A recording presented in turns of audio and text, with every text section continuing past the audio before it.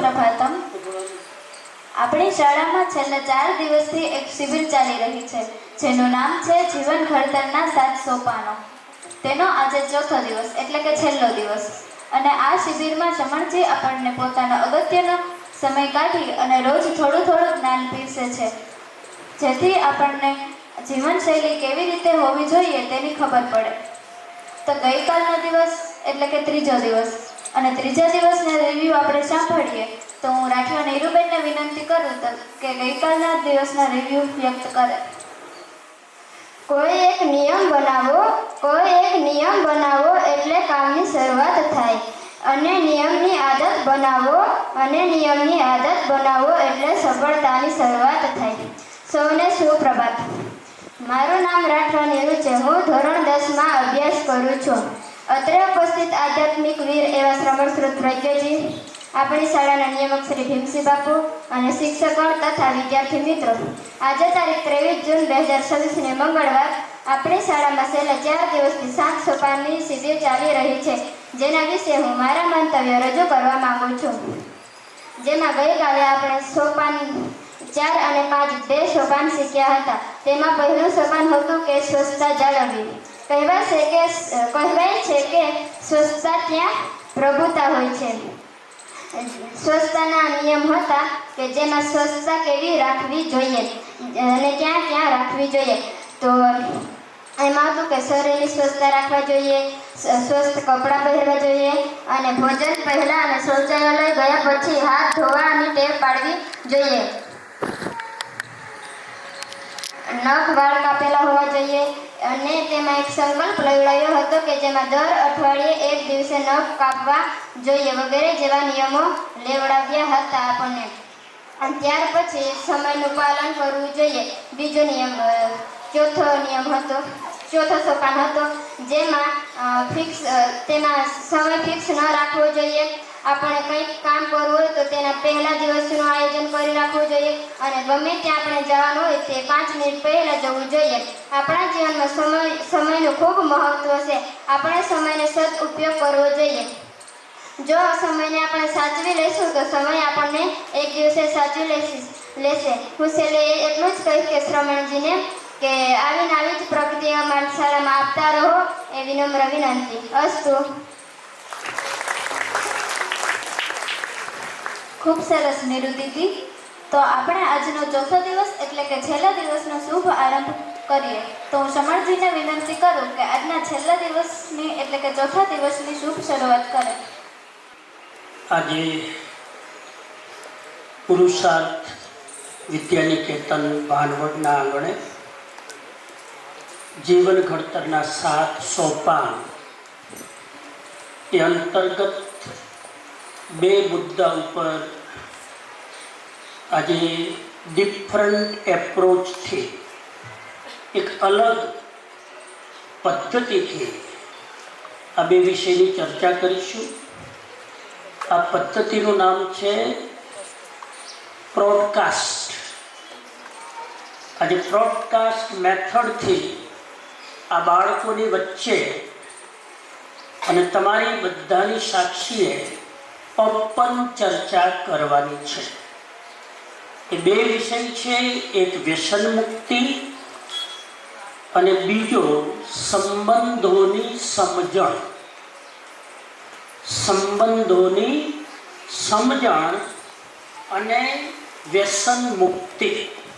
I think આ બાજુ વ્યસન મુક્તિ વાળા હશે, આ બાજુ સંબંધોની સમજણ।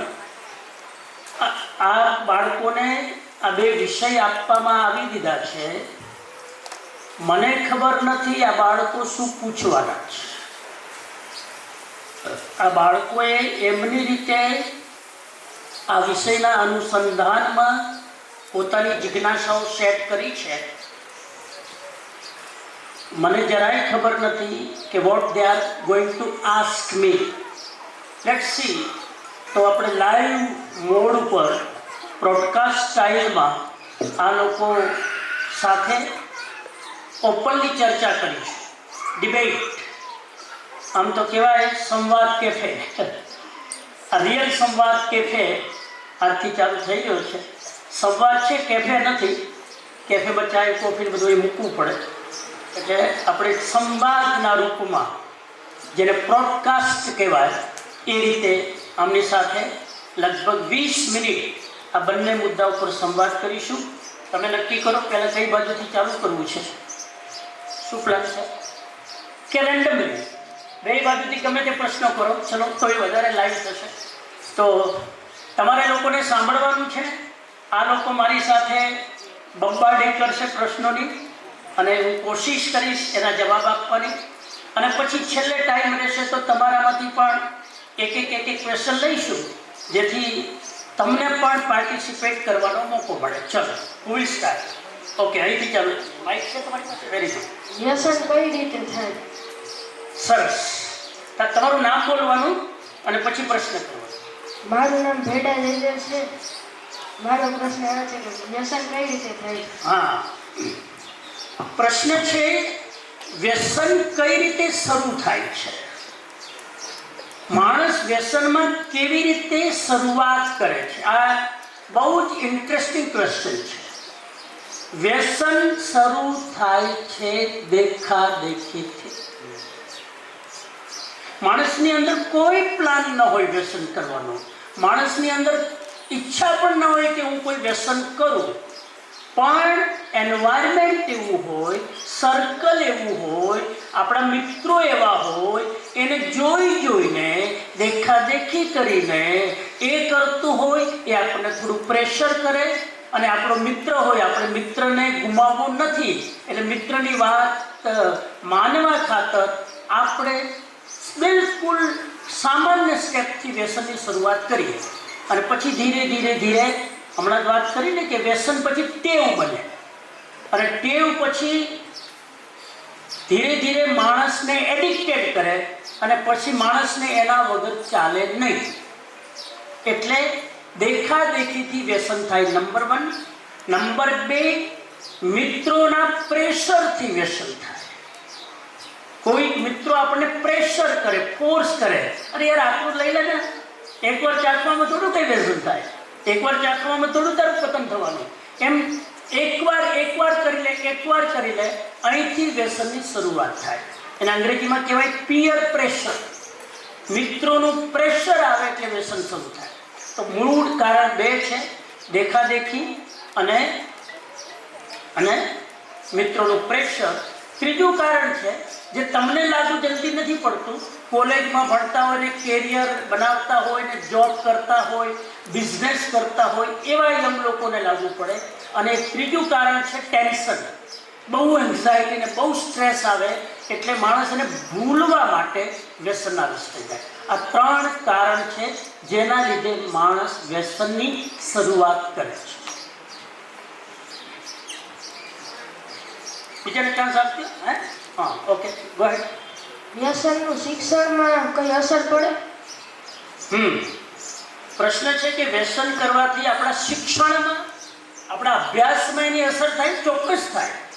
એકવાર વ્યસનની લત લાગે એટલે એનું ભણવામાં વધારે અટેન્શન ના રહે, વાંચવામાં એનું ચિત્ત ન ચોટે, સતત એના માઇન્ડમાં એ વ્યસનના વિચારો આવતા હોય. પહેલાં કરવાના વિચાર આવે, પછી છોડવાના વિચાર આવે, છોડવાની કોશિશ કરે પણ છૂટે નહીં. એટલે વ્યસન કરવા અને છોડવાના ચક્કરમાં એનો અભ્યાસ અને કેરિયર બંને બરબાદ કરી નાખ્યું છે. એટલે આપણે ત્યાં કહેવાય છે કે વિદ્યાર્થી લાઈફમાં વ્યસન હોવું ન જોઈએ. આમ તો સમગ્ર લાઈફમાં ન હોવું જોઈએ, પણ વિદ્યાર્થી લાઈફમાં તો તમારા કેરિયરને ખલાસ કરી નાખે.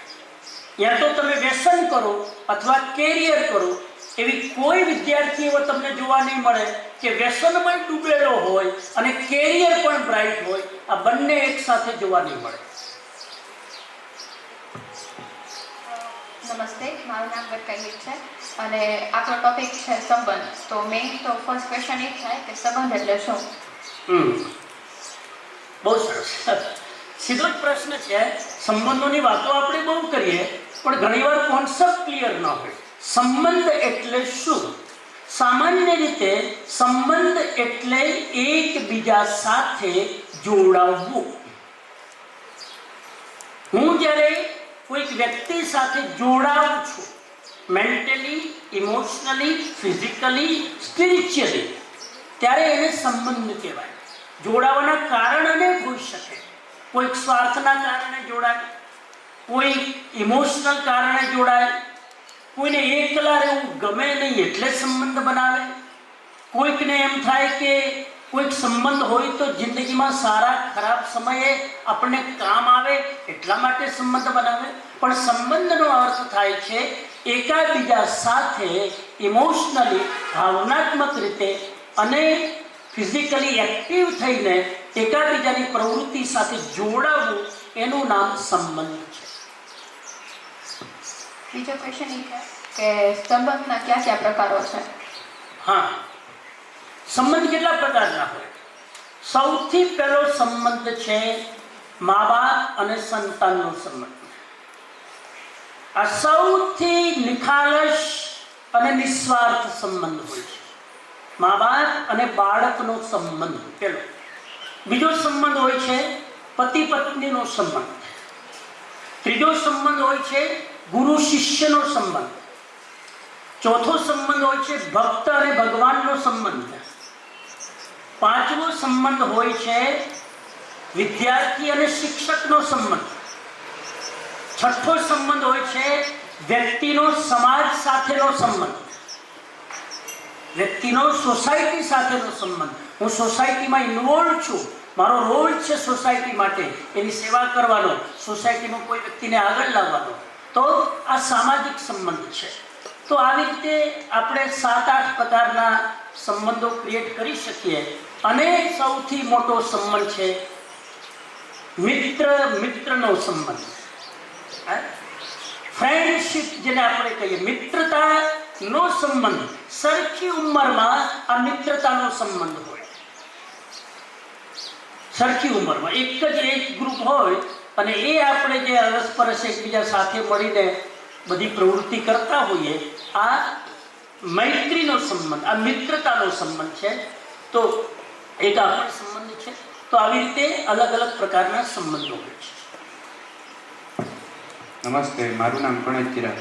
તમે જે પ્રમાણે કીધું કે આજના યુવાનો હે દેખાદેખીમાં વ્યસન કરે છે, તો આજના વિદ્યાર્થીઓ વ્યસનથી દૂર કેવી રીતે રહી શકે? વ્યસનથી દૂર રહેવાની તો પહેલી જ વસ્તુ મેં તમને કીધી, જેનાથી વ્યસનની શરૂઆત થાય એ શરૂઆત ન થાય એનું ધ્યાન રાખવાનું. એટલે નંબર 1 પહેલું કારણ છે ખોટી ફ્રેન્ડશીપ નહીં રાખવાની. વ્યસનીને ક્યારેય મિત્ર નહીં બનાવવાનો. મિત્ર બનાવતા પહેલા ચેક કરી લો, નિખાલસતાથી પૂછી લો, તને કોઈ વ્યસન તો નથી ને? આપણી મિત્રતાનો સંબંધમાં આગળ વધીએ એના પહેલાં મારા અમુક પ્રિન્સિપલ છે, મારા અમુક ક્રાઇટેરિયા છે. એમાં આ ક્રાઇટેરિયામાં તું ફિટ બેસે તો હું મિત્રતા માટે આગળ વિચાર કરું. એટલે પહેલું જ છે કે કેવી રીતે આપણે એને છોડીએ. તો છોડવા માટેની પહેલી ચાવી તો એ છે કે શરૂ જ ના થાય, અને એના માટે એવા મિત્રો સાથે દોસ્તી કરવાની નહીં. પહેલું. બીજું, વ્યસન કેવી રીતે ના થાય એના માટે ધ્યાનમાં રાખવાનું, વ્યસની માહોલમાં રહેવાનું નહીં. કેમ કે આપણે એટલા બધા મેન્ટલી સ્ટ્રોંગ નથી કે વ્યસન છોડી શકીએ, કે વ્યસન ન થાય આપણને, એવા માહોલથી બચો. 2. ત્રીજું, એ બહુ ધ્યાન રાખો, જિંદગીમાં એક પ્રિન્સિપલ બનાવી લો, વ્રત લઈ લો, પ્રતિજ્ઞા લઈ લો, નિયમ લઈ લો કે જિંદગીમાં હું વ્યસનના રસ્તે ક્યારેય નહીં જાઉં. હજુ તો તમે બાળકો છો, તમે તો હજુ ગ્રામીણ ઇલાકામાં સ્ટડી કરો છો. ક્યારેક અહીંથી કોઈ 12મા પછી રાજકોટ જશે ભણવા, કોઈ પૂના જશે, કોઈ અમદાવાદ જશે, કોઈ નિરમામાં જશે, કોઈ અદાણીમાં જશે, કોઈ આ બધી કોઈ પુણેમાં જશે. કદાચ દૂર દૂર તમે એન્જિનિયરિંગ, મેડિકલ કરવા માટે જાઓ. હું તમને આગાહ કરી દઉં છું, તમને ખ્યાલ આવશે. હું તો રાજકોટની જ વાત કરું ને, ક્યાં દૂર જાઓ.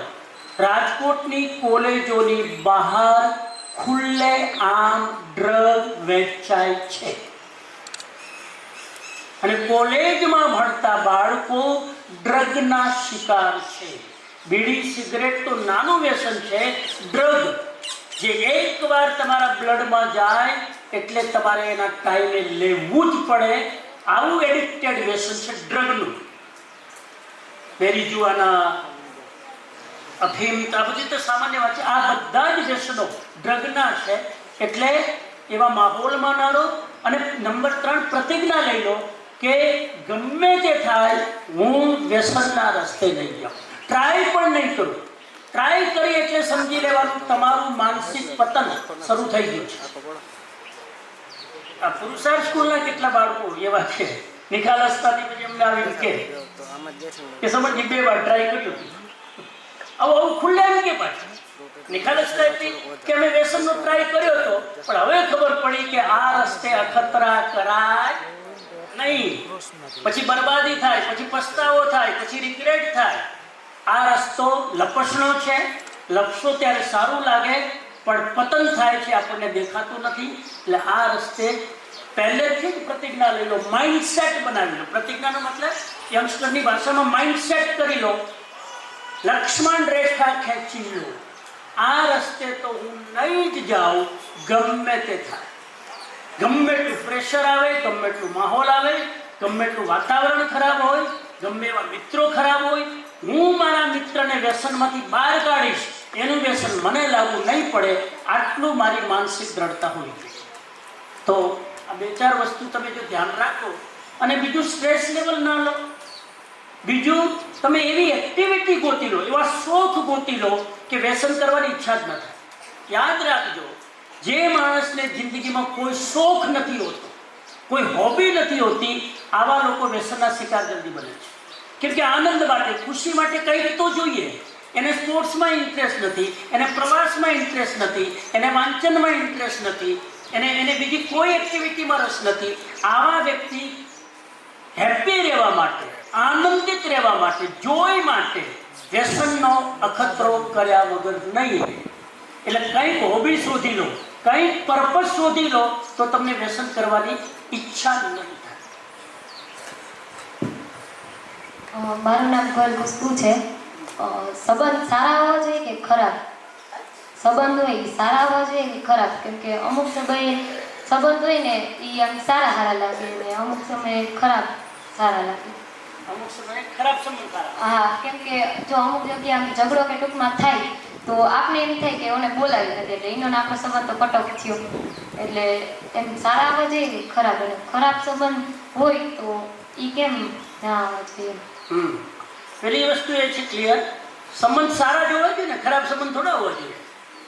પણ એનો કહેવાનો મતલબ એ છે કે આપણે સંબંધ બાંધીએ પછી આપણને ખબર પડે કે આ તો ખોટા ટ્રેક ઉપર જાય છે, આ સંબંધમાં તો ઝઘડો થાય છે, આ સંબંધમાં તો પ્રોબ્લેમ છે, તો હવે એ સંબંધને ટકાવો કે નહીં?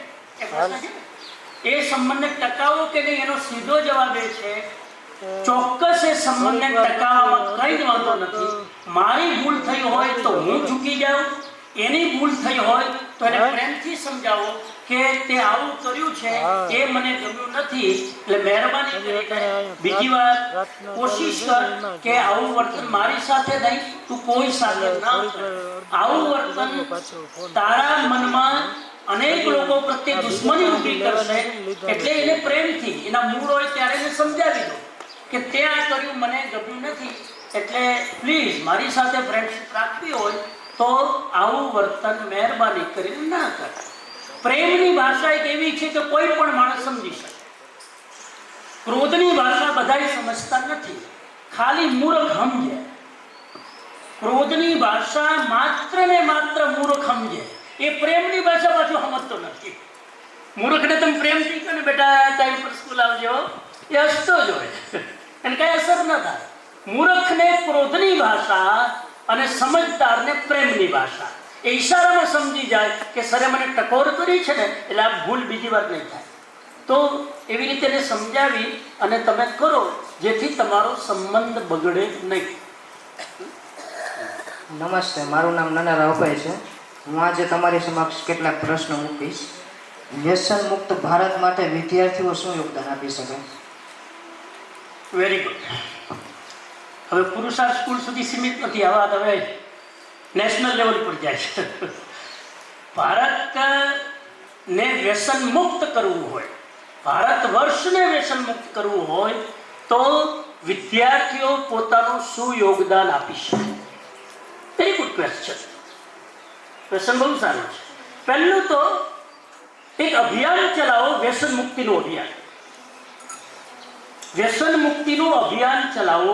એમાં નંબર 1, મારી આજુબાજુના વર્તુળમાં, એટલે કે મારા મિત્ર વર્તુળમાં કોઈ વ્યક્તિ વ્યસન કરતો ન હોય. મને ખબર છે કે જે મારા સંપર્કમાં છે, જે મારો મિત્ર છે, મારા પેરેન્ટ્સ છે, મારા દાદા દાદી છે, મારા સંપર્કમાં જે છે, મારા પરિવારવાળા, મારું મિત્ર વર્તુળ, એમાં કોઈ વ્યસન કરતો ન હોવો જોઈએ. Charity begins from home. શરૂઆત ઘરથી કરવાની. તમારા પરિવારમાં જો દાદા દાદી વ્યસન કરતા હોય તો પહેલા દિલ્હીના સંસદમાં જઈને લેક્ચર આપવાનું કે દાદાને પહેલા વ્યસન છોડાવવાનું? બોલો બોલો બોલો. હા, પેલા દાદાને છોડાવો. ઘણીવાર આપણને સ્પીકિંગ પાવર હોય, વક્તા હોઈએ એટલે ઇન્ટરનેશનલ ઉપર જઈને સ્પીચ આપી દઈએ, પણ જે આપણે સ્પીચ આપી રહ્યા છીએ ઘરમાં એનાથી ઊંધું ચાલે છે. એટલે અને પ્રેમથી દાદા દાદીને, મમ્મી પપ્પાને કેવી રીતે છોડાવવાનું વ્યસન? સંકલ્પ કરવાનો કે દાદા જ્યાં સુધી તમે આ નહીં છોડો ને હું દૂધ નહીં પીઉં, ચેલેન્જ, હું નાસ્તો નહીં કરું. એટલે દાદા ઇમોશનલી પણ તમારા પ્રેમના ખાतिर ધીરે ધીરે છોડી દેશે. ઘણી દીકરીઓને પુરુષાર્થ ગુરુકુળમાં એડમિશન લેવું હતું પણ વ્યસનના કારણે ચાન્સ ના મળે. તમે તમારા ઘરવાળા લોકોને વ્યસન છોડાવી શક્યા નહીં. તમને ખબર હતી કે અહીંયા તો વ્યસન મુક્ત વગર એડમિશન નહીં મળે, તો 3 મહિના પહેલા તમારે ટ્રાય કરવો જ હતો. અને તમે આવા પ્રયત્ન કરો કે તમે આ નહીં છોડો ત્યાં સુધી હું આ નહીં કરું.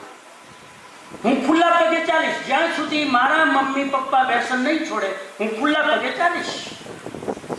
હવે જોજો, તમે 2 દિવસ ખુલ્લા પગે ચાલો, 3જા દિવસે એમનું વ્યસન ખરશે. તો પહેલા આવી રીતે કરો કે તમારા આજુબાજુના લોકો, પછી તમારા ગામની અંદર પ્રયત્ન કરો. સરપંચને બોલાવી એની સાથે મિટિંગ કરી અને એક અભિયાન ચલાવો. મેં જોયું છે રાજકોટની આજુબાજુ 1-2 ગામ એવા છે, આદર્શ ગામ કહેવાય છે. આખું ગામ વ્યસન મુક્ત છે. આખા ગામમાં ક્યારેય ઇલેક્શન નથી થતું, આખા ગામમાં ક્યારેય ઝઘડો નથી થતો, અને દર રવિવારે આખું ગામ એક જગ્યાએ ભેગું થઈને સાથે જમે છે. તો આવા એક ગ્રામીણ ઇલાકામાં, પોતાના ગામમાં આવા પ્રયોગ કરીએ જેથી આપણે આગળના લેવલ ઉપર જઈ શકીએ. પછી એવી રીતે આપણે એક અભિયાન ચલાવીએ. હમણાં તપોવનવાળા બાળકોથી સાયકલ લઈને છેક દ્વારકા ગયા અને સાયકલ ચલાવીને અને આજુબાજુમાં બધા બોર્ડ મારેલા, વ્યસન મુક્ત અભિયાન, એવા કંઈક પર્યાવરણ, એવા બોર્ડ લગાવીને તમે જાઓ ને લોકો ધ્યાનથી જુએ. એના કારણે વ્યસન મુક્તિની ચેતના સમાજમાં જાય. તો આવી રીતે પ્રયોગ કરો.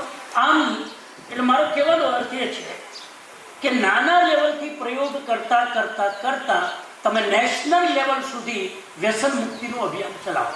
પછી આવી રીતે સભાઓ કરો અલગ અલગ જગ્યાએ. નોટ ઓનલી ધેટ, વ્યસન મુક્તિના શિબિરો. હવે જે લોકોને વ્યસન છોડવું છે એને તો છોડવું છે પણ છૂટતું નથી, એટલે એનો ઓલ્ટરનેટિવ ઉપાય છે કે આ તમારે તમાકુનું વ્યસન છોડવું તો મોઢામાં તમાકુ નહીં, એના બદલે હિમેજ રાખો. એટલે રામજી બાપા રાખે મોઢામાં, હા, તમે હિમેજ રાખો ને ચાવ્યા કરો, વરિયાળી રાખો, ધાણાદાર રાખો, ચાવ્યા કરો, તો તમાકુ ખાવાની ઈચ્છા નહીં થાય. એવા ઓલ્ટરનેટ ઉપાય આપણે ત્યાં આયુર્વેદમાં બતાવેલા છે, એવી જડીબુટ્ટીઓ બતાવેલી છે. એવા ઉપાય કરો તો ધીરે ધીરે વ્યસન છૂટી જાય. તો આવી રીતે એક અભિયાન ચલાવો, પોતાના આજુબાજુથી, પોતાના ગ્રામીણ ઇલાકામાંથી, પોતાના સ્ટેટમાંથી, એમ કરતાં કરતાં પોતાના રાજ્યમાંથી, એમ કરતાં કરતાં પછી ઇન્ટરનેશનલ ઉપર જઈશ. આવી રીતે પ્રયોગ. સવાલ એ નથી કે પૂરું ભારત વ્યસન મુક્ત થાય છે. સવાલ એ છે કે હું કેટલા વ્યક્તિને વ્યસન છોડાવી શકું છું. આ પ્રયોગ કરવો જોઈએ. ચલો આપણે અત્યારથી ચાલુ કરીએ. દરેક વિદ્યાર્થી અહીંયાથી નક્કી કરી લે કે હું 1 વર્ષમાં 5 વ્યક્તિને વ્યસન મુક્ત કરીશ. હાલો, કોણ રેડી છે? હાલો આપણે પ્રયોગ જ કરીએ ને. 5 જ વ્યક્તિને. તમારા ઘરથી શરૂઆત કરો, એ છૂટ. તમારા ઘરમાં જ 5 વ્યક્તિ હશે. હું 5 વ્યક્તિને વ્યસન મુક્ત કરવાનો ઈમાનદાર પ્રયત્ન કરીશ. ન પણ થાય, પ્રયત્ન તો કરો. ચલો કેટલા રાજુભાઈ કે બરોબર? હા, તમારે તો હોવું જોઈએ. કેમ ભાઈ, શું છે આ વ્યસન મુક્તિની ટીમ છે ને, હાથ નીચે લો. 5 જણ કોશિશ કરવા, આપણા તરફથી પ્રયત્ન.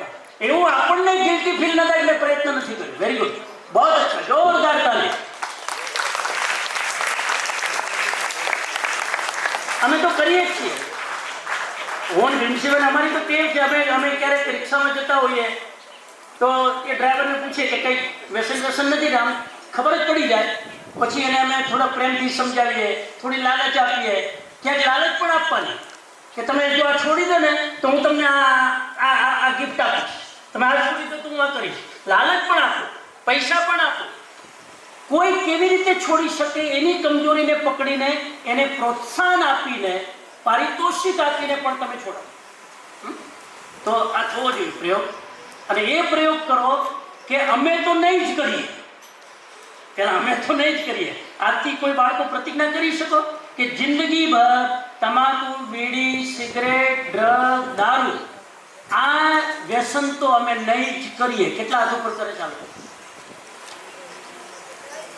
આ બ્રોડકાસ્ટનો મોટો ફાયદો આ થવો જોઈએ. રજુભાઈ ફેરવું પાછું. હા, બરાબર, હાથ ઉપર બરાબર. શિક્ષકો હાથ ઉપર કરી શકે, નથી જ કરતા પણ આગળ પણ નહીં, અત્યારથી લોક કરી દો. વેરી ગુડ, ચલો, બહુ સરસ. તો નિયમ આપી દો. આજથી નિયમ: તમાકુ, બીડી, સિગરેટ, હા, દારૂ અને ડ્રગ, આ 5 વસ્તુ. તમાકુ, બીડી, સિગરેટ આવી ગઈ. એક તમાકુ જે માવા, મસાલા અને બીડી, સિગરેટ 2, પછી દારૂ 3, પછી ડ્રગ. આ 4 વસ્તુ નહીં. ચલો આ જોડો, બોલો. આજથી જિંદગીભર તમાકુ, સિગરેટ, બીડી, દારૂ અને કોઈ પણ પ્રકારના ડ્રગ વ્યસન તરીકે હું મારા જીવનમાં સ્થાન નહીં આપું. જિંદગીભરની પ્રતિજ્ઞા કરું છું. વેરી ગુડ, જોરદાર. હવે કહી શકીએ આપણે પુરુષાર્થ વ્યસન મુક્ત છે? નો. પુરુષાર્થ ખાલી વર્તમાનમાં વ્યસન મુક્ત નથી. પુરુષાર્થનું બાળક જિંદગીભર વ્યસન મુક્ત છે. આ બહુ મોટી વાત છે. બહુ really I M grateful for all your સંકલ્પ. ચલો નેક્સ્ટ. નમસ્તે. વ્યસન છોડવું મુશ્કેલ છે કે વ્યસન તરફ જવાનું રોકવું મુશ્કેલ છે?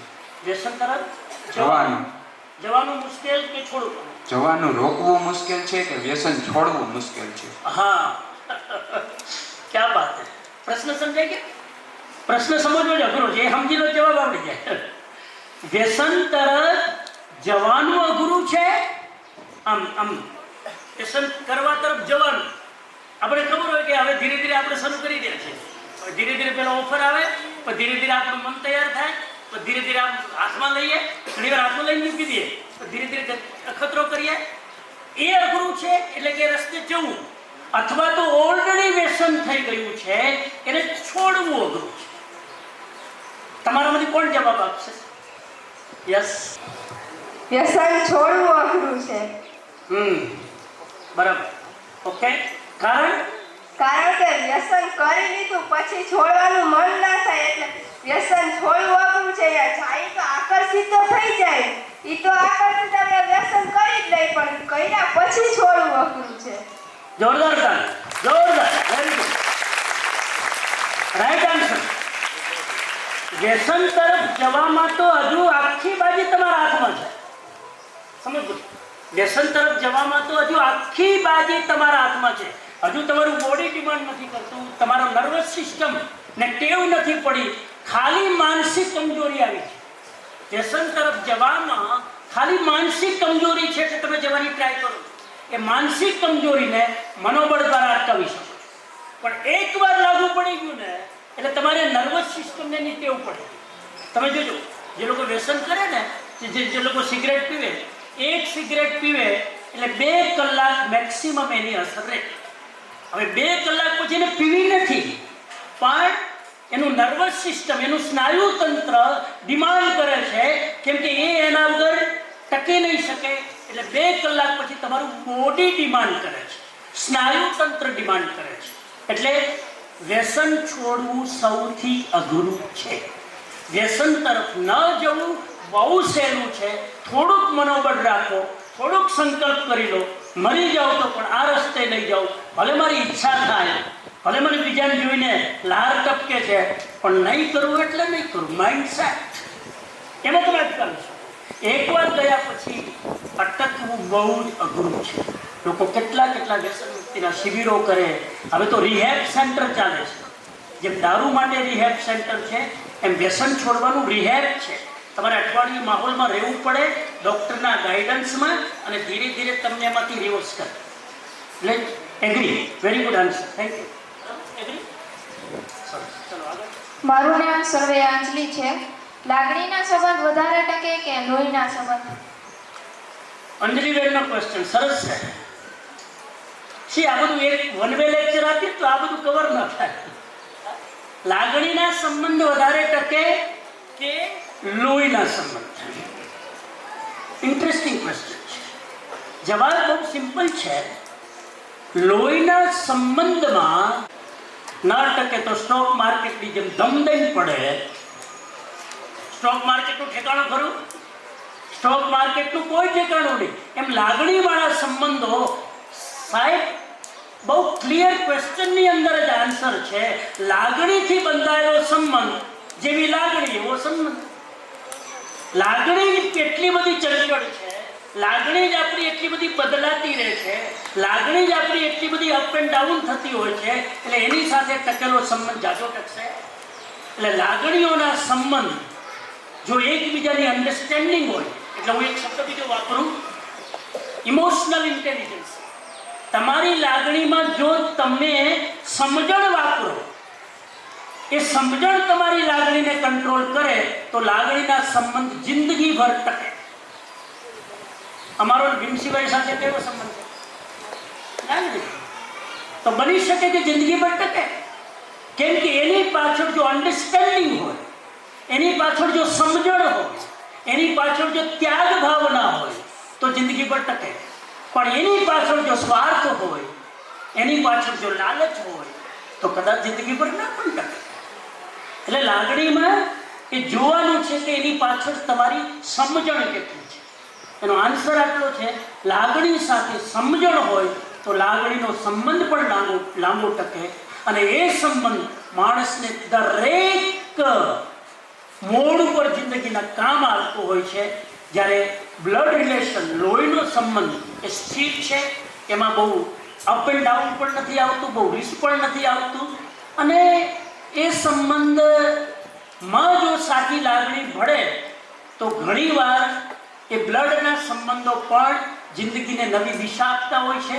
અને એ સંબંધોમાં કોઈ રિસ્ક નથી. જે વ્યક્તિના બ્લડના સંબંધો બહુ દ્રઢ નથી હોતા, મજબૂત નથી હોતા, આવા જ લોકો લાગણીના સંબંધો બાંધવા માટે પ્રેરાતા હોય છે.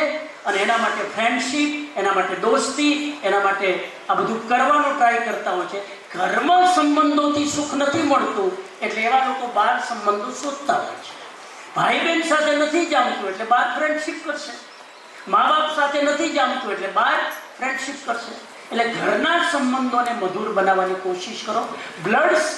બ્લડના સંબંધોમાં પણ લાગણી જોડાઈ શકે. લોહીના સંબંધમાં પણ જો લાગણી જોડાઈ જાય તો લાગણીના સંબંધો કારણ વગરના ખોટા બાંધવાની જરૂર નથી. જરૂર હોય તે અવશ્ય બાંધવા જોઈએ. એ જિંદગીમાં તમને કામ આવે છે. સંબંધો જેટલા બાંધો એટલા સારા છે. કેમ કે કોણ માણસ ક્યારે આપણને ઉપયોગી થાય કોઈ ગેરંટી નથી. હું તો અહીં સુધી કહું છું ખુલ્લે આમ તમારા મંચમાં કે એ જેટલા લોકો બેઠા છે, જેટલા વિદ્યાર્થીઓ બેઠા છે, દરેકને દરેક વિદ્યાર્થીનું નામ આવડવું જોઈએ. આવડે છે?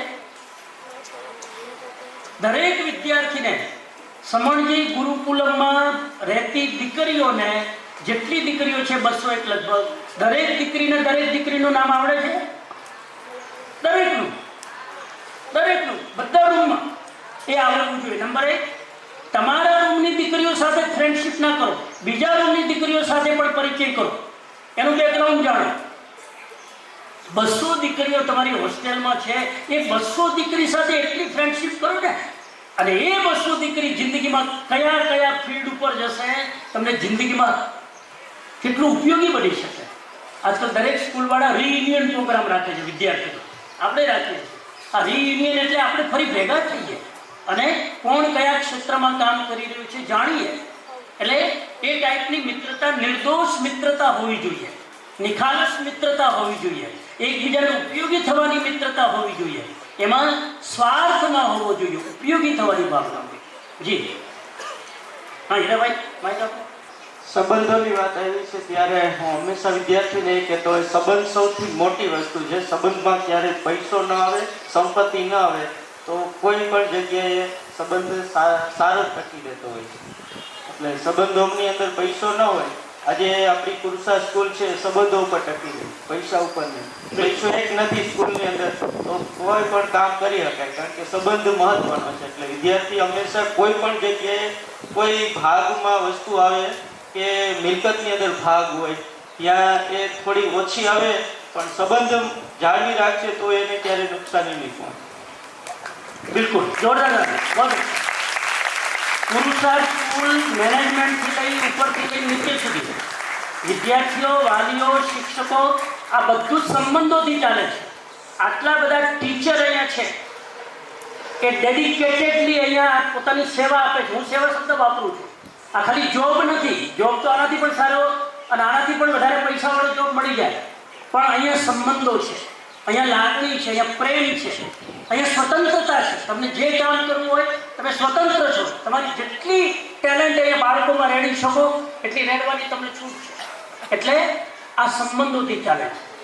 હું જૈન, ભીમસિંહભાઈ આહિર, અમારા ક્યાં કોઈ રિલેશન, જાતિ જ્ઞાતિ રિલેશન તો છે જ નહીં, આ સંબંધ છે. ભીમસિંહભાઈ અને આખી સંસ્થા યદુવંશીય ચેરિટેબલ ટ્રસ્ટ જે ટકેલું છે એ ભારતમાં હજારો લોકો સાથે આ સંસ્થાના સંબંધો છે એટલે ટકેલું છે. એ સંબંધો ન હોતો નથી.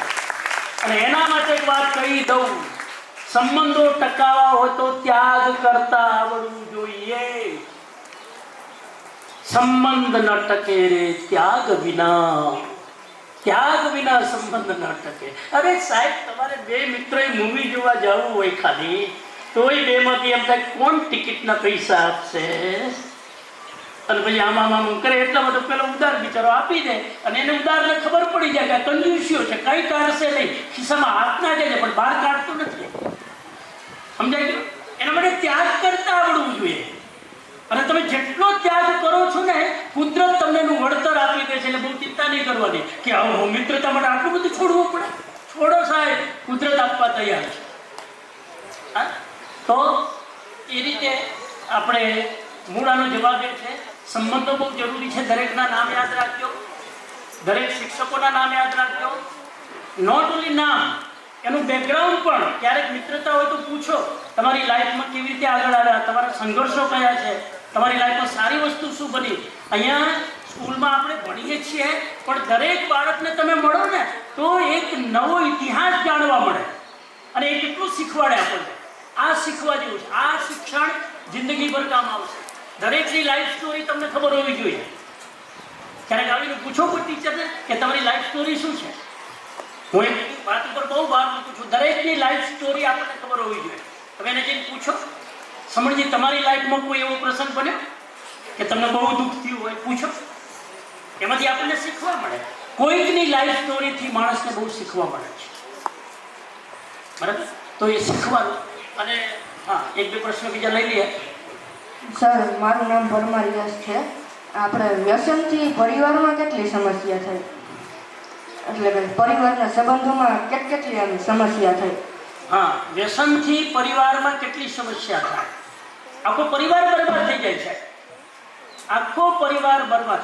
એમાંય જો દારૂ અને ડ્રગનું વ્યસન આવ્યું, તમાકુ હજુ ઠીક છે, માણસ મેનેજ કરી લે.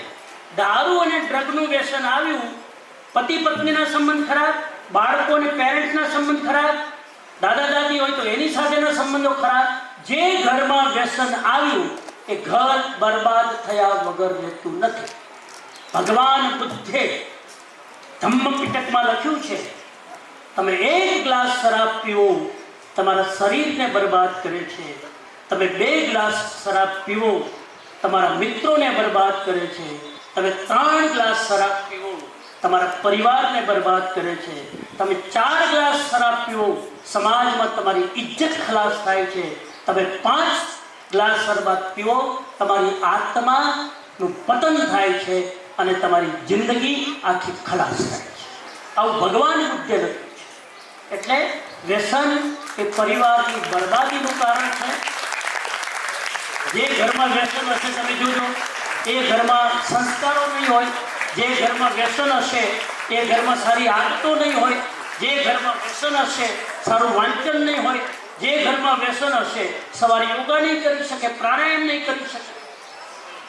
હમણાં યોગા ડેમાં એક વિડીયો વાયરલ થયો, મોઢામાં માવો ને યોગા કરે યોગા ડેમાં.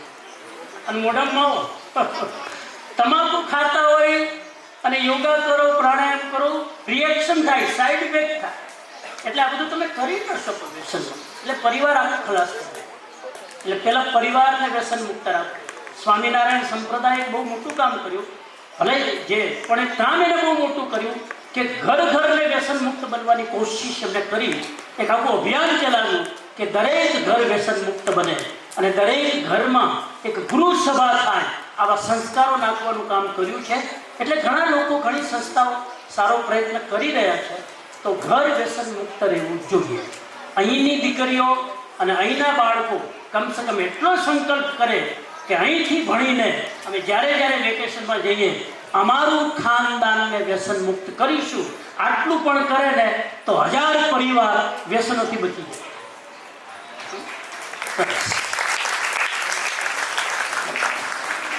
મારું નામ અનડકટ આસ્થા છે. મારો એ ક્વેશ્ચન છે કે સમાજમાં જ્ઞાતિભેદો એટલો કેમ હોય છે?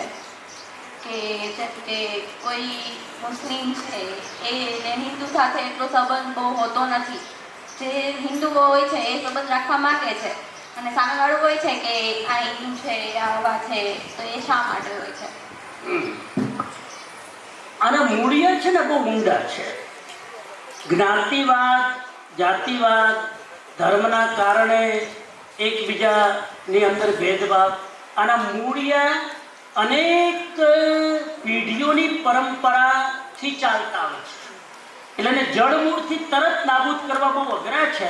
કાલે દીકરી અમારી પાસે આવેલી અને મેં સમાધાન આપ્યું કે હિન્દુ હોય કે મુસ્લિમ હોય, અગર બાળકો અભ્યાસ કરતા થઈ જાય, અગર બાળકો એજ્યુકેટેડ થઈ જાય, અગર બાળકો શિક્ષણ લેતા થઈ જાય તો હિન્દુ, મુસ્લિમ, ઈસાઈ, ખ્રિસ્ત આ બધા જ ભેદ એની મેળે સમાપ્ત થઈ જાય, એની મેળે ખલાસ થઈ જાય. એજ્યુકેટ કરી દો, કટ્ટરતા નાશ પામે. જ્યાં એજ્યુકેશન હોય ત્યાં કટ્ટરતા ના હોય, જ્યાં કટ્ટરતા ન હોય ત્યાં કોઈ જાતનો ભેદભાવ આપણા મનમાં રહેતો નથી. એટલે અને અમુક વાર એવું બનતું હોય છે, અમુક લોકોના એજન્ડા હોય છે, અમુક લોકોના એવા પ્લાન હોય છે કે એ જાણી જોઈને ધર્મ પરિવર્તન કરતા હોય. લોકોની જાગૃતિ એટલી જરૂરી છે કે આનો જવાબ એટલો છે કે તમારે કોઈની સાથે ઘૃણા કરવાની નથી. માણસ પહેલા માણસ છે, પછી એનો ધર્મ છે. એગ્રી? માણસ પહેલા માણસ છે, પછી એનો ધર્મ છે, પછી એની જાતિ છે, પછી એની જ્ઞાતિ છે. માણસને માણસ તરીકે તો સ્વીકાર કરો.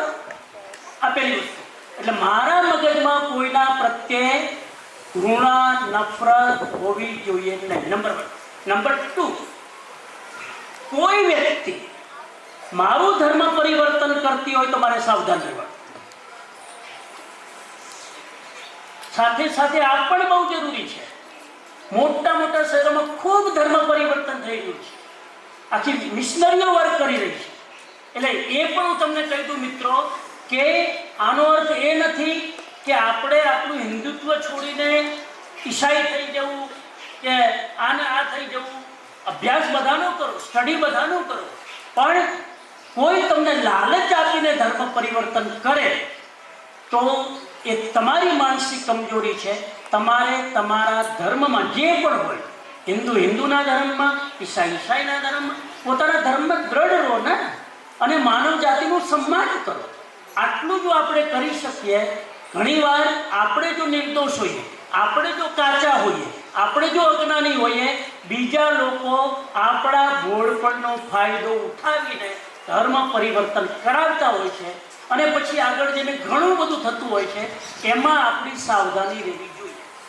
એક વ્યક્તિ આવું ખોટું કરે છે એટલે બધા જ વ્યક્તિ એ જ્ઞાતિના ખરાબ છે એ માનવાની જરૂર નથી. એટલે we should respect each and everyone. અહીંયા સ્કૂલમાં તો કેટલી બધી મુસ્લિમ દીકરીઓ પણ ભણે છે. એ યજ્ઞ પણ કરે છે, ધ્યાન પણ કરે છે, ઓમકાર ધ્વનિ પણ કરે છે. આ અમારી દીકરી શું નામ બેટા? આ હીર એમના ધર્મમાં અહીંયા બિંદી કરીને આવવાની મનાઈ છે. બિંદી ચાંદલો, છતાં આ દીકરી રિસ્પેક્ટ માટે અને આદર માટે ચાંદલો કરીને આવે છે, બિંદી કરીને આવે છે. આ બહુ મોટી વાત છે.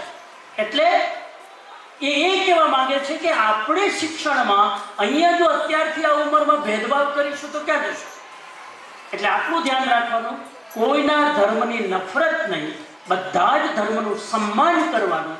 પણ કોઈ ખોટી વ્યક્તિ કે ખોટા લોકો મને મારા ભોળપણનો લાભ લઈને ધર્મ પરિવર્તન કરાવે તો આપણે તે સાવધાન રહેવાનું જોઈએ.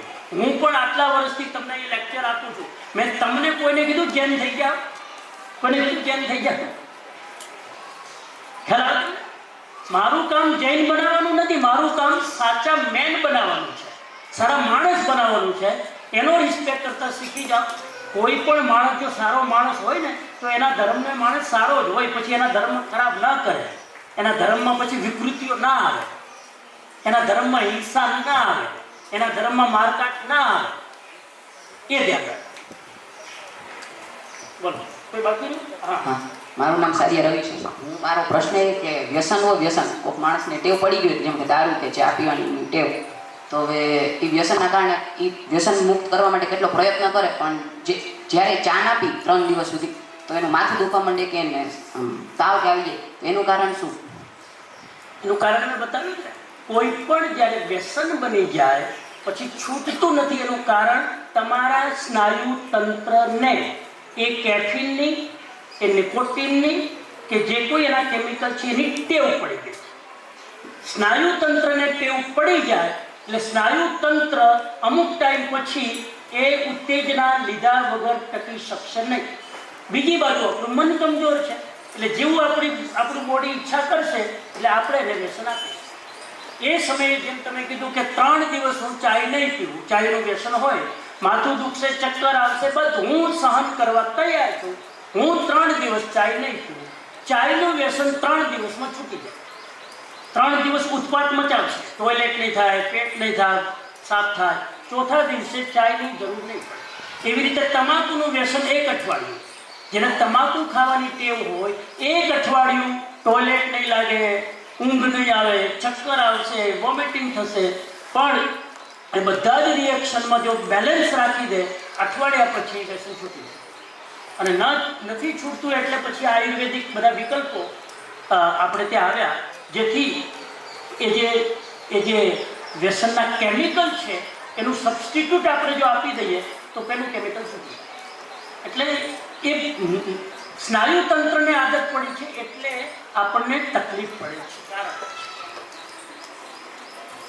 નમસ્તે, મારું નામ ઓડેદરા ધારા છે. મારો પ્રશ્ન એ છે કે કોઈ આપણા સંબંધને ગેરસમજમાં તોડીને જાય તો આપણે શું કરવું જોઈએ? એ સંબંધને આપણે એમને સમજાવવું જોઈએ કે એ સંબંધને એમને આપણી તરફથી પણ છોડી દેવો જોઈએ?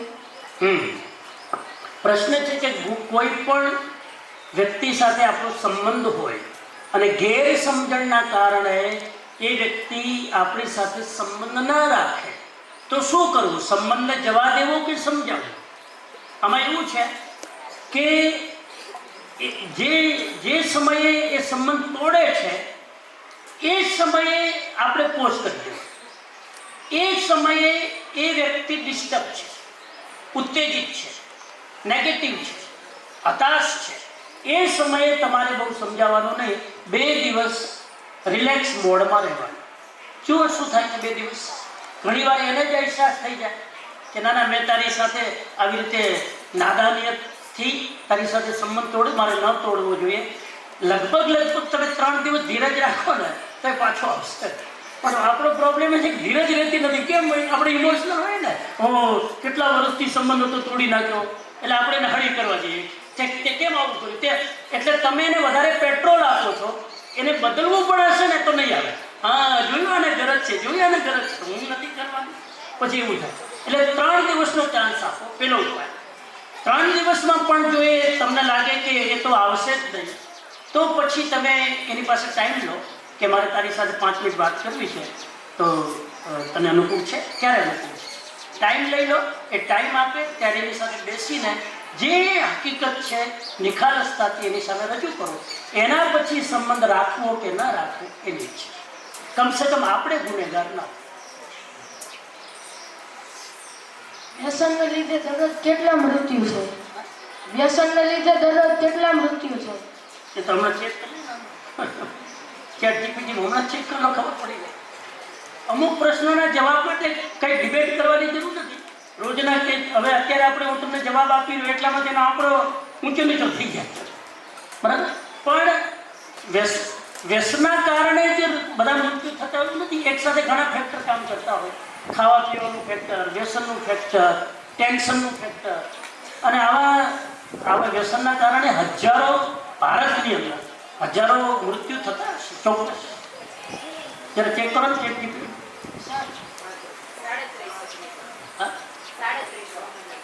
3700 પર ડે. ભારતમાં પર ડે 3700 લોકોના મૃત્યુ વ્યસનના કારણે થાય છે. સર, ખાવા પીવાનું તો વ્યસન મુકાય છે, પણ સ્ક્રીનનું વ્યસન કઈ રીતે મુકાવવું? હવે ખાવા પીવાનું તો વ્યસન મુકાઈ જાય, પણ સ્ક્રીનનું વ્યસન કેવી રીતે મુકાય? જો કેટલા પ્રકારના વ્યસન છે એ શોર્ટ સાંભળી. નંબર 1, પદાર્થોનું વ્યસન. પેલું વ્યસન કયું? પદાર્થોના વ્યસનમાં બીડી, સિગરેટ, તમાકુ, માવા, દારૂ અને ડ્રગ, આ પદાર્થોનું વ્યસન છે. પેલું કયું વ્યસન છે? પદાર્થો, એટલે કે એડિક્શન, વ્યસન. નંબર 1. નંબર 2, ડિજિટલ વ્યસન. બીજું વ્યસન કયું? ડિજિટલ. ફોન વગર ના ચાલે. દર 5 મિનિટે સ્ક્રીન સ્ક્રોલ કરવા જોઈએ. 5 મિનિટ ના થઈ હોય તો ચાલે નહીં, બેચેની થાય. એટલે ડિજિટલ વ્યસન. ડિજિટલ વ્યસનમાં નેટ જોઈએ, નેટ ઓફ રાખે જ નહીં, ઓન જ રાખે. આ નેટ, પછી મોબાઈલ, ટીવી, યુટ્યુબ, વોટ્સઅપ, આ ડિજિટલ વ્યસન છે. તમાકુના વ્યસન કરતાં એક અપેક્ષાએ આ વ્યસન વધારે ખતરનાક છે. તમાકુનું વ્યસન તો તમારા શરીરને બગાડે છે, આ વ્યસન તમારા મનને, તમારા સમયને, તમારી લાઈફને બરબાદ કરે છે. એટલે ડિજિટલ વ્યસન. ત્રીજું વ્યસન છે વર્તનનું વ્યસન. કયું વ્યસન? વર્તન, બિહેવિયર. એ વ્યસનમાં શું આવે? સાંભળો, જુગાર રમવું, આ વર્તનનું વ્યસન છે. પછી ઓનલાઈન ક્રિકેટ રમવું, આ વર્તનનું વ્યસન છે. પછી વિભત્સ વિડીયો જોવા, અશ્લીલ વિડીયો જોવા, આ વર્તનનું વ્યસન છે. તમારા વર્તનમાં ખામી છે, બિહેવિયરમાં. ઘણા લોકોને અશ્લીલ વિડીયો જોવાનું વ્યસન થઈ જાય. રાતના જોયા વગર ઊંઘ ના આવે. એ 5, 7, 10 વિડીયો જોવે તો જ એની અંદરની રાક્ષસી વૃત્તિ ઠેકાણે આવે. હકીકતમાં ઠેકાણે નથી આવતી, જે થાય છે. આ વર્તનનું વ્યસન છે. નંબર 4, ખાવાનું વ્યસન. આ છોકરા યાદ કરે, ખાવાનું પણ વ્યસન છે. અમુક લોકો ચોકલેટ જોઈએ જ, આ ખાવાનું વ્યસન. અમુક લોકોને શું કહેવાય, soft drink, Coca Cola, Limca, Thums Up જોઈએ જ. હું જ્યારે સ્કૂલમાં ભણતો હતો ને એટલે સાદું પાન પણ જોઈએ જ. હું સ્કૂલમાં હોસ્ટેલમાં જ ભણતો હતો એટલે સાંજના 6 વાગે ખાઈને આંટો મારીએ ને સામે જ પાનનો ગલ્લો, એટલે મસાલાવાળું પાન મીઠું લઈ આ ટેવ પડી ગઈ મને. હું લગભગ 2 વર્ષ સુધી રોજ એક પાન ખાતો. હવે છૂટી ગયું, ક્યારેક ક્યારેક ભીમસીભાઈ ઓફર કરે ખાઈ લઈએ મસાલાવાળું તમારું થોડું. પણ આ વ્યસન હતું, હવે ખબર પડે એના વગર ચાલતું નહોતું. હાલાકી એ વ્યસન તમાકુ જેવું એડિક્ટેડ નથી. તમાકુમાં તો છૂટે નહીં, આમાં તો તમે મનમાં જરાક નક્કી કરો છૂટી જાય. કેમ કે નિકોટિન નથી, ઝેરી તત્વ નથી, કેફીન નથી, ખાલી શોખ, માનસિક વ્યસન કહેવાય છે. તો એક આ પણ વ્યસન છે. તો આ ખાવાનું વ્યસન, ડ્રગ એનો સમજી ગયા ને. મીઠાઈનું વ્યસન ઘણાનું હોય. આમ થોડીક મીઠાઈ ખાધા વગર તો ચેન ન પડે, જરાક તો મીઠું જોઈએ, ગળ્યું જોઈએ. તો આ 3-4 જાતના વ્યસન છે. આપણે એનાથી બહાર આવીએ એ કોશિશ કરીએ. બધાનો વાર આવી ગયો? કોઈ બાકી? એકવાર બધાનો આવી ગયો? એકવાર બધાનો આવી ગયો? ચલો ક્વેશ્ચન હવે આ બાજુ લાસ્ટ, આ બાજુ પછી એક રીતે. હા, લાસ્ટ ક્વેશ્ચન હોય તો. આજના સમયમાં જોયું તો ઘણા બધા લોકોને શું કહે કેન્સર છે ને એમ કેવું તો એમ પણ કહી શકાય કે લગભગ ઘરે ઘરે કેન્સર છે. તો તેનું કારણ માત્ર વ્યસન જ છે કે પછી આપણા જીવનનો જે રોજિંદો ખોરાક છે તે પણ છે? વ્યસન મોટું કારણ છે. ક્વેશ્ચન છે કેન્સર ઘરે ઘરે છે એનું કારણ વ્યસન કે બીજું? વ્યસન પહેલું કારણ, ખાનપાન બીજું કારણ. ખાનપાનમાં પણ પેસ્ટિસાઇડ વાળી વસ્તુઓ, પ્રિઝર્વેટિવ વસ્તુઓ એ વ્યસનનું સૌથી મોટું કારણ. અને કાન ખોલ કર સુન લો, દૂધ વ્યસનનું સૌથી મોટું કારણ. દૂધ, કંપનીનું નામ નહીં લો, બધી કંપની જે પ્રિઝર્વેટિવ છે, જે પ્રોસેસ વાળી વસ્તુ છે, કેટલી પ્રોસેસ. મેં તમને વાત કરી હતી કે જે દૂધ 3 દિવસથી વધારે ટકે એ દૂધ હેલ્ધી નથી. દૂધ હવે તો સાહેબ તમને ખબર નહીં હોય 80% દૂધ કેમિકલ વાળું છે. સફેદ દેખાય છે એ ગાયના આચરણમાંથી નથી આવેલું, એ રસાયણમાંથી, કેમિકલમાંથી બનાવવામાં આવે છે. ભારતમાં આટલી આબાદીને દૂધ પહોંચે એટલી ગાયો, ભેંસો, બકરીઓ છે જ નહીં. એટલે આર્ટિફિશિયલ બનાવે જ છે. અને કેટલી ટ્રકો પકડાય છે તમે જુઓ છો પેપરમાં. કેટલાય લોકો પકડાય છે, કેટલાય લોકો ચાલે છે, કેમ કે લાગવગ, કેમ કે ભાઈ ભત્રીજાવાદ, બધું ચાલે છે. પણ બહારનું દૂધ પીવું, થેલીઓનું દૂધ પીવું, આ મારી વાત નથી કરતો, આ સર્વે છપાઈ ચૂક્યો છે પેપરમાં. આ જે થેલીઓવાળું દૂધ છે બજારમાં, કેન્સરનું પહેલું કારણ છે. આપણે ત્યાં અહીંયા જે દૂધ આવે છે એ ગાયની ડેરીમાંથી, એનો આઈ થિંક ગોવિંદભાઈ ત્યાંથી આવે ને, આપણે ત્યાં જે આવે છે એ ગાયોની આખી ગૌશાળા છે. ગૌશાળામાંથી બરાબર ભીમસીભાઈ વોચ કરી જોયું અને એ લોકો બહુ વિશ્વાસુ છે. એ દૂધ આપણે ત્યાં અહીંયા હોસ્ટેલમાં બધાને બાળકોને આપવામાં આવે છે. એટલે એ દૂધ બંધ કરતા નહીં પાછું, નહીં પછી પ્રોબ્લેમ થશે. એટલે એ દૂધમાં કોઈ ચિંતા નથી. અહીંનું દૂધ એકદમ થેલીઓ વગરનું છે, પ્રોસેસ વગરનું છે. એટલે એમાં લગભગ વાંધો નથી, એટલે ચિંતા કરતા નથી. બરાબર? એટલે આ બધી કોઈનો સંબંધનો કોઈ લાભ કરે?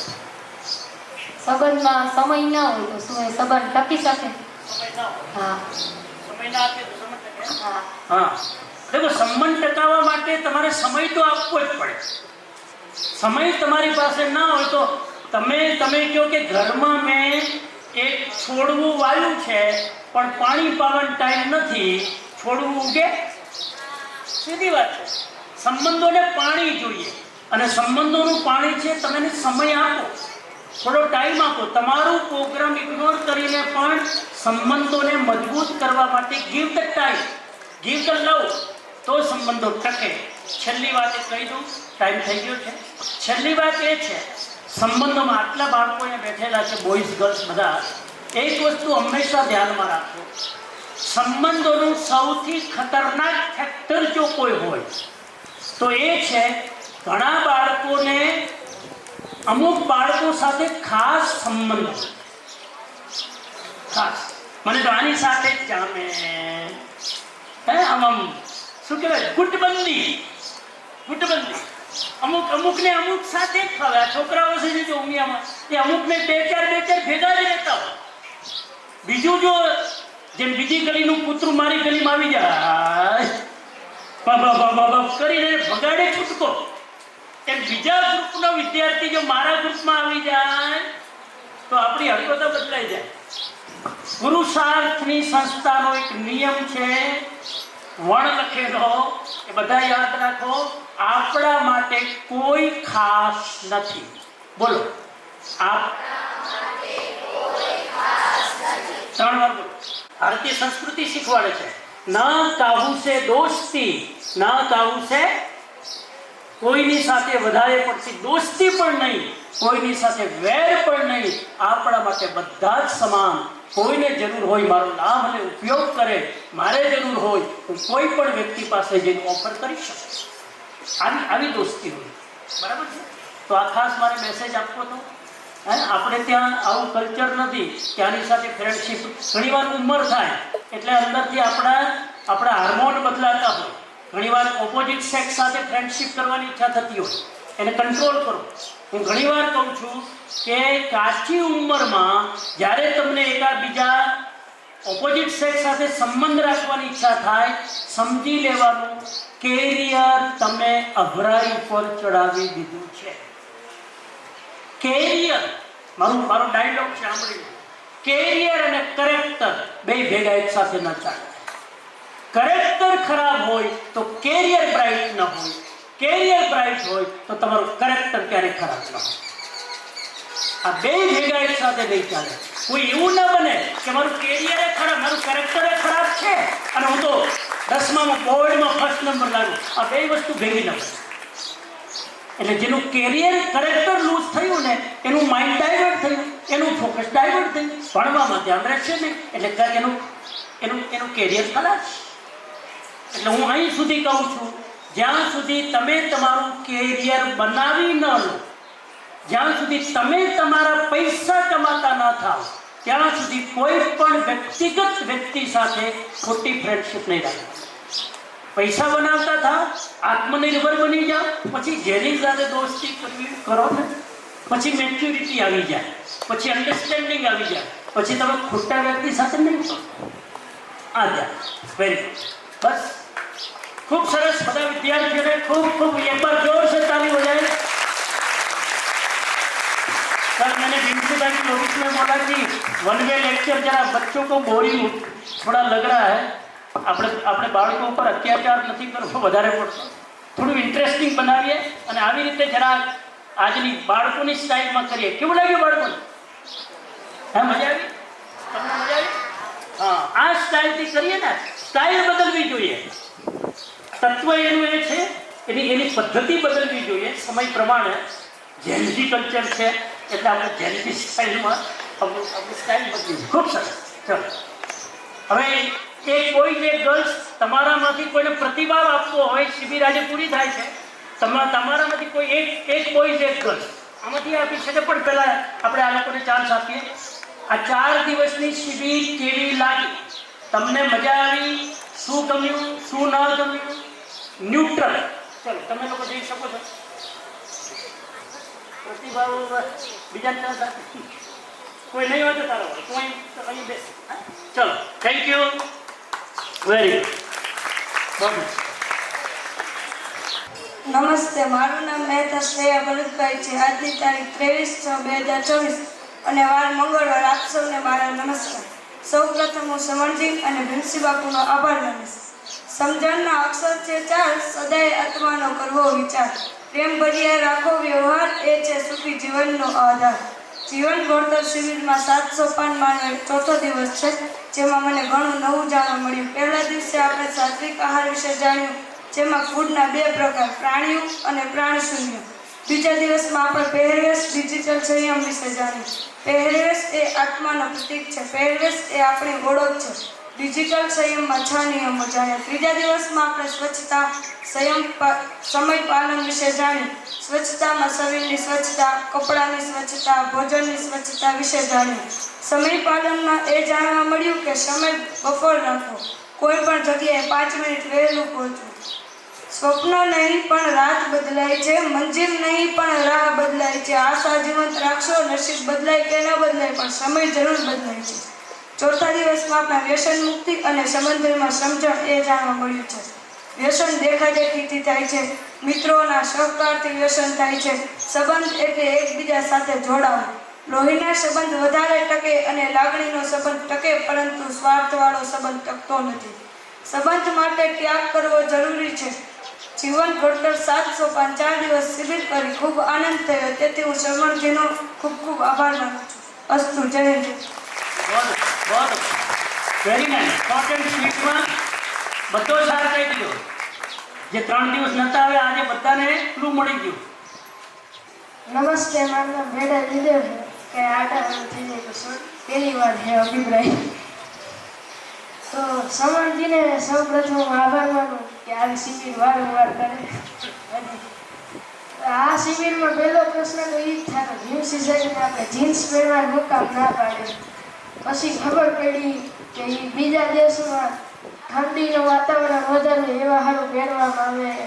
અને એ સૌથી મેઇન મુદ્દો તો આપણે વ્યસનનું ઉપર ખબર પડી કે વ્યસન કઈ રીતે થાય, કેના પ્રેશરથી થાય, કઈ રીતે છોડવું. બસ. જીવન ઘડતર અહીંયા લખ્યું છે. કેટલા અક્ષર છે? શબ્દના 7 જ અક્ષર અને એના 7 સોપાનો સ્વામીજીએ સમજાવ્યા. નેટથી લઈને પેટ સુધીની વાત આપણે આ 4 દિવસમાં કરી.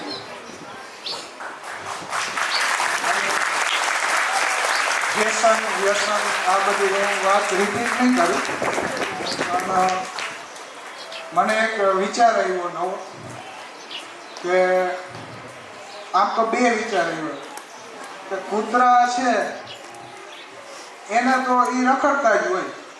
હવે એને બીડીના ઠૂઠિયાને એવું નહીં જડતું હોય. એ તો આપણે ક્યાંય જોયા નથી કે એ બીડી ટેકાવીને બેઠા હોય. અને દારૂની બોટલું પડી હોય, દારૂની બોટલું પડી હોય, એમાંય થોડુંક યથાવત દ્રવ્ય રહી ગયું હોય તો એ પીતા નથી. હેઠવાડો થાય છે, દારૂ નથી. મતલબ એ હેઠવાડાથી ખરાબ દ્રવ્ય આપણે પીએ. બીજો સ્વામીજીએ કેવો વિચાર આવ્યો કે આ જેનઝી છે ને એ લોકોએ સમુદ્ર મંથન કર્યું અને 2 બાજુ એ છે, દેવો અસુરો અને નીકળું મોબાઈલ નીકળો. શિવજી આવે મોર કે હું કરી લઈ ગયા. બીજું નીકળું માવો નીકળો 135.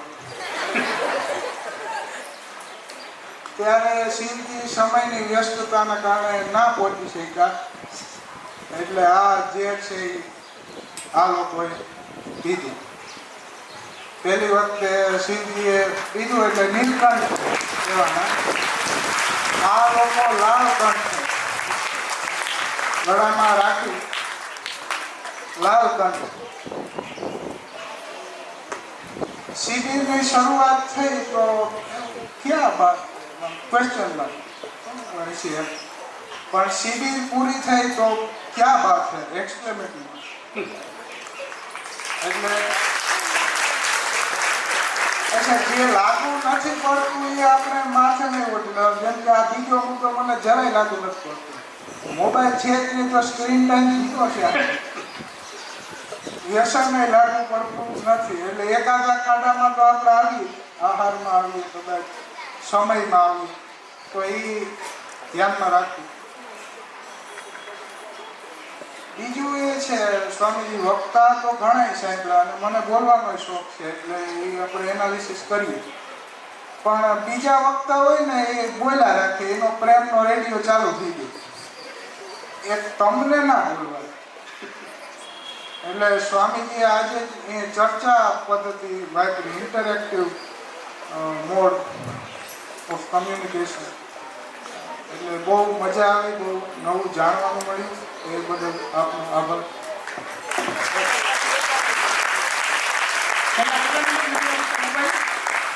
હજી સર મોબાઈલ કેટલા ટાઈમથી નથી વાપરતા? 2 મહિનાથી ભાગ્યેશ સર મોબાઈલ ફોન વાપરતા નથી અને બધું જ કામ આરામથી હાલે છે. નો નેટ, નો વોટ્સઅપ, નો સોશિયલ મીડિયા. એટલે આટલું સારું તમારી વચ્ચે આવીને રિલેક્સ થઈ બોલી શકે છે. હા, એટલે આ વ્યસન ટીચરમાં જ નથી. જુઓ તમે, એટલે એ વિદ્યાર્થીનું ઘડતર વધારે સારું કરી શકે. એટલે શિક્ષકોને પણ એક મેસેજ છે કે મોબાઈલ વગર જીવી શકાય છે, ઘરમાં રહીને પણ ઘૂમી શકાય છે, ઘરમાં રહીને પણ ઘૂમી શકાય છે, ધરતી પર રહીને પણ ચાંદને ચૂમી શકાય છે. ફરક કશો નથી નશામાં કે ઘેનમાં, ફરક કશો નથી નશામાં કે ઘેનમાં. જીવી શકો તો ઝેર પીને પણ જીવી શકાય છે. સરસ. તો આવો સાગરભાઈ. એક વખત જોરદાર તાળીઓથી આપણે અમનભાઈનો આભાર માનીએ અને આપણે અમનભાઈને આ 4 દિવસના માખણ રૂપે આપણે એમને સંકલ્પ સાથે પ્રોમિસ કરીએ કે જે વાતો એમને આપણી વચ્ચે મૂકી છે, જે વાતનું એમને આ બધી વાતો આપણે ક્યાંય ને ક્યાંય ખબર જ છે, પણ આપણે એને ક્યાંક ચૂકી જતા હતા. તો આપણે એમને પ્રોમિસ કરીએ કે જે 7 જીવન ઘડતરના જે સોપાનો બતાવ્યા છે એમનો પૂરેપૂરો આપણે આજથી જ અત્યારથી જ એનું પાલન કરીશું. એવું જ એક આપણે એમ કહીએ કે બાળક છે એ કાંઈ ને કાંઈ જોઈને શીખે છે. તો ધોરણ 1માં ખાણધર વેદભાઈ ભણે છે અને એનો સોનાનો એક ઓમકાર હતો, એ વેકેશન પહેલા ખોવાઈ ગયો હતો ગયા વર્ષે. એટલે અહીંયા રેતીમાં ખોવાઈ ગયો હતો. એટલે હમણાં કાલે જ હું માનસીબેન ધોરણ 3 પોતાની જગ્યાએ ઊભા થશે.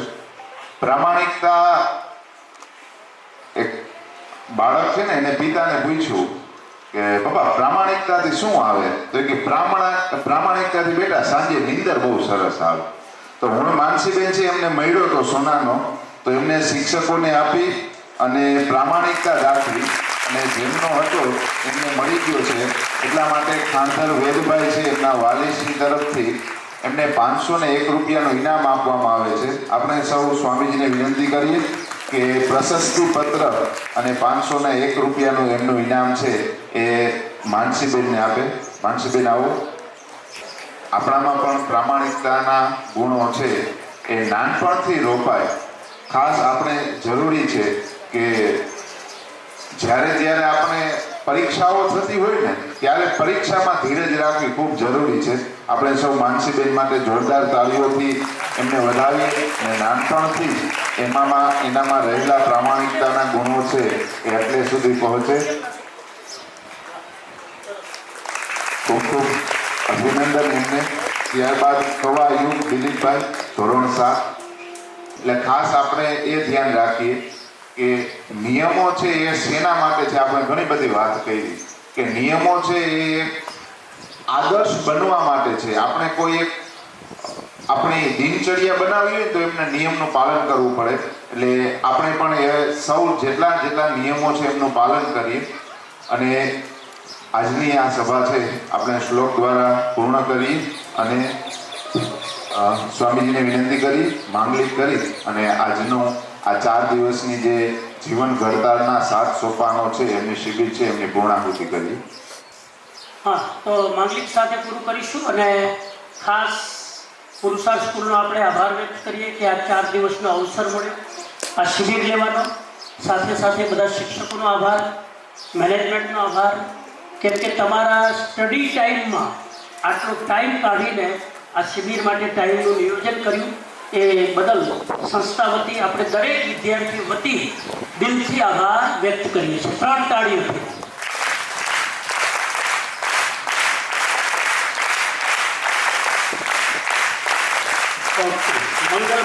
Stand up. પોતાના સ્થાન ઉપર ઊભા થઈ માંગલિક સાંભળી અને પોતાના આગળના કાર્ય માટે શિસ્તબદ્ધ રીતે નીકળીશું. નમો હરિહંતાણમ, નમો સિદ્ધાણમ, નમો આયરિયાણમ, નમો ઉવચ્છાયાણમ, નમો લોયે સવ્વસાહૂણમ, એસો પંચ નમોકારો સર્વપાવપણાસણો, મંગલાનંચ સવ્વેસી પડમમ હવૈ મંગલમ, ચત્તારી મંગલમ, અરિહંતા મંગલમ, સિદ્ધા મંગલમ, સાહુ મંગલમ, કેવલી પન્નતો ધમ્મો મંગલમ, ચત્તારી લોગુત્તમ, અરિહંતા લોગુત્તમ, સિદ્ધા લોગુત્તમ, સાહુ લોગુત્તમ, કેવલી પન્નતો ધમ્મો લોગુત્તમ, ચત્તારી શરણમ પવજ્જામિ, અરિહંતે શરણમ પવજ્જામિ, સિદ્ધે શરણમ પવજ્જામિ, સાહુ શરણમ પવજ્જામિ, કેવલી પન્નતમ ધમ્મમ શરણમ પવજ્જામિ. સર્વે ભવन्तુ સુખિનઃ, સર્વે સन्तु નિરામયા, સર્વે ભદ્રાણિ પશ્યन्तુ, મા કશ્ચિत् દુઃખભાગ્ ભવેत्. ઓમ શાંતિ શાંતિ શાંતિ.